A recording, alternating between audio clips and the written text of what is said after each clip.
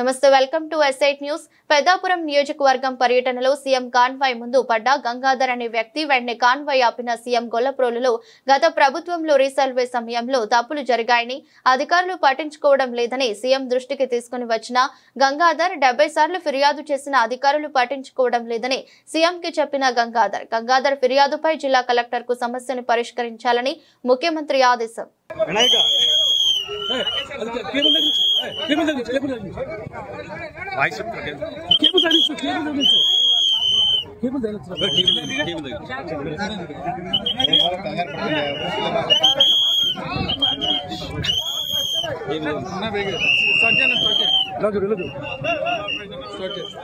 పెద్దాపురంలో AP CM Chandrababu పర్యటన కొనసాగుతుంది. ఈ నేపథ్యంలో చంద్రబాబు ల్యాండ్ టైటింగ్ పెద్దాపురానికి చెందినటువంటి వ్యక్తి అయితే తమ భూమి కబ్జా గురైనట్టు కూడా ఈరోజు అక్కడ ఏదైతే తన కాన్వాయ్ చంద్రబాబు అడ్డుగా వచ్చి తన సమస్యలు చెప్పుకునేందుకు ఇక్కడ ఆయన కాన్వాయ్తో ఫ్లెక్సీ పెట్టుకున్న నేపథ్యంలో ప్రధానంగా చూసుకుంటే మాట్లాడుతున్నారు. చూడొచ్చు ఇక్కడ ఏ విధంగా మాట్లాడుతున్నారు.